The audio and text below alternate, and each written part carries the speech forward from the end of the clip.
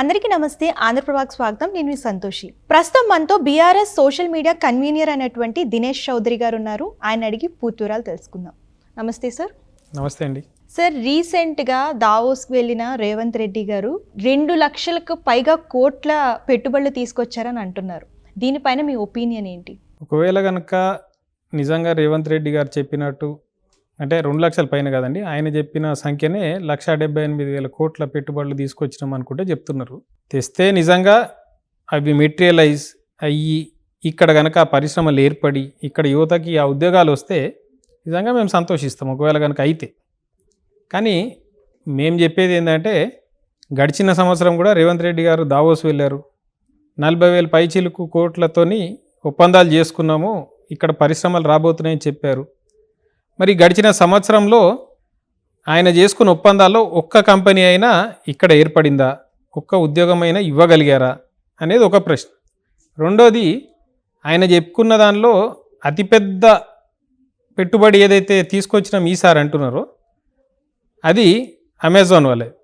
సరే, ఆయన పాపం అవగాహన లేక దాన్ని అమెజాన్ వెబ్ సిరీస్ అన్నాడు, కానీ అది వెబ్ సిరీసో ఓటీటీ ప్లాట్ఫామో కాదండి.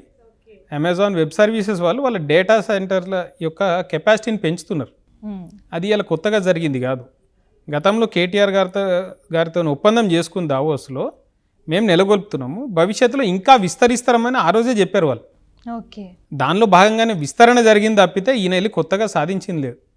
పోనీ ఈయన తీసుకొచ్చిన మిగతా కంపెనీలు ఏమైనా ఉన్నాయంటే వాటిల్లో కొన్ని సంస్థలు ఎట్లున్నాయంటే, వాళ్ళు ఆర్థిక సంవత్సరానికి 3 కోట్ల నష్టం చూపించుకున్న వాళ్ళు మన దగ్గర 4,500 కోట్లు పెట్టుబడి పెడతామంటారు. ఓకే, ఎవరైనా సరే చాలా చిన్న సామాన్య తర్కం ఆలోచించినా కూడా ఒక సంవత్సరంలో 3 కోట్ల నష్టం చూపించిన కంపెనీ తీసుకొచ్చి ఇక్కడ 4,500 కోట్లు పెట్టుబడి పెడుతుందంటేనే ఎవరైనా సరే సందేహపడతారు. మేము కూడా అట్లే తీసుకొస్తే నిజంగా తీసుకురండి. ఓకే, తీసుకొస్తే మేమేమి దాన్ని ఎవరైనా స్వాగతిస్తారండి. తెలంగాణ రాష్ట్రం యొక్క బాగు కోసమే కదా కేసీఆర్ గారు ఆ రోజు కొట్లాడింది.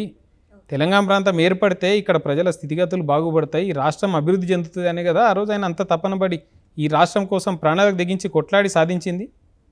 కాబట్టి ఈ రాష్ట్రం మంచిగా అవుతుంది, బాగుపడుతుంది అనుకుంటే తప్పకుండా సంతోషిస్తాం మేము. కానీ ఆ పేరుతోని డొల్ల కంపెనీలతో ఒప్పందాలు చేసుకునో, లేకపోతే కేవలం ఎన్నికల కోసమో, లేకపోతే నేను కూడా అందరిలాగే నేను కూడా సాధించేసిన అని చెప్పుకోనికో ఆ ప్రయత్నాలు చేస్తే మాత్రం తప్పకుండా దాన్ని ఎవరైనా సరే అనుమానాస్పదంగానే చూస్తారు. అంటే ఇందులో సక్సెస్ రేట్ అనేది తక్కువ ఉందా సార్? సక్సెస్ రేట్ అంటే మేము అడుగుతున్నాం. ఇప్పుడు ఫర్ ఎగ్జాంపుల్ గత సంవత్సరం వీళ్ళు 40,000 కోట్ల పైన పెట్టుబడులు సాధించినాం అన్నారు, ఎంఓఏలు చేసుకున్నాం అన్నారు. వాటిల్లో అసలు గ్రౌండ్ అయినాయి ఎన్ని? సంవత్సర కాలంలో కనీసం ఇక్కడ గుంతదవి భూమి పూజ చేసుకున్న కంపెనీలు ఎన్ని? పోనీ ఏదైనా కంపెనీ ఏర్పాటు చేసి ఉద్యోగం ఏమన్నా ఇచ్చిందా? కాబట్టి ఆ రకమైన కంపెనీలు ఏమైనా ఉన్నాయా? ఎందుకంటే పోయిన సంవత్సరం మనం చూసినాం ఒక కంపెనీ, దాని పేరు గోధి ఇండియా. ఊరు లేదు, పేరు లేదు, వాళ్ళ మొత్తం స్టార్టింగ్ క్యాపిటలే కలిపేసి 1 కోటి చిల్లరు వాడు తీసుకొచ్చి నేను ఇక్కడ 8,000 కోట్లతో పెట్టుబడి పెడతా అంటాడు. అటువంటివన్నీ చూసినప్పుడల్లా అంటాం కదా, అరే ఎందుకు మభ్యపెట్టాల్సిన అవసరం ఏముంది, మీతో ఎంత అయిందో అంత చేయండి, కొత్త ఏమన్నా తీసుకురాగలిగితే తీసుకురండి. అంతే తప్పితే ఊకే సంఖ్యాపరంగా ఇట్లా పెంచేసి మేము ఇంత చేసినామని డాంబికాలు కొట్టి అది ఇక్కడ కాకపోతే ఊరికే ప్రజల ఖర్చు వృధా కదా. హైదరాబాద్ కంపెనీలతో ఒప్పందం చేసుకోవడం కోసం దావోస్ పోవాల్సిన అవసరం ఉన్నదా? రేవంత్ రెడ్డి గారు ఒప్పందం చేసుకున్న అత్యధిక కంపెనీలు 98% కంపెనీలు అన్నీ హైదరాబాద్ బేస్డ్ కంపెనీలతోని. ఇప్పుడు మెగా లాంటి కంపెనీ ఉన్నది హైదరాబాద్ బేస్డే కదా, దాంతో ఒప్పందం చేసుకొని దావోస్ పోవాల్సిన అవసరం ఉన్నదా? కాబట్టి అటువంటి కంపెనీలే 98% ఉన్నాయి. వాటితో ఒప్పందాలు ఇక్కడే చేసుకోవచ్చు, నువ్వు ఆడకు పోయి చేయాల్సిన అవసరం లేదు, డాంబికాలు పోవాల్సిన అవసరం లేదు.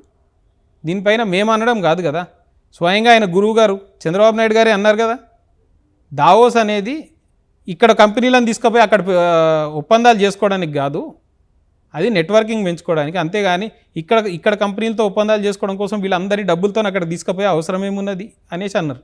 మేము కూడా అదే అంటున్నాం, అన్ని కోట్ల ప్రజాధనం నువ్వు వృధా చేయడం ఎందుకు, ఇక్కడే చేసుకుంటే అయిపోతుంది కదా, మీ ఇంటి కూతవేడు దూరంలోనే కదా ఈ కంపెనీలన్నీ ఉన్నాయి అనేసి మేము అన్నాం.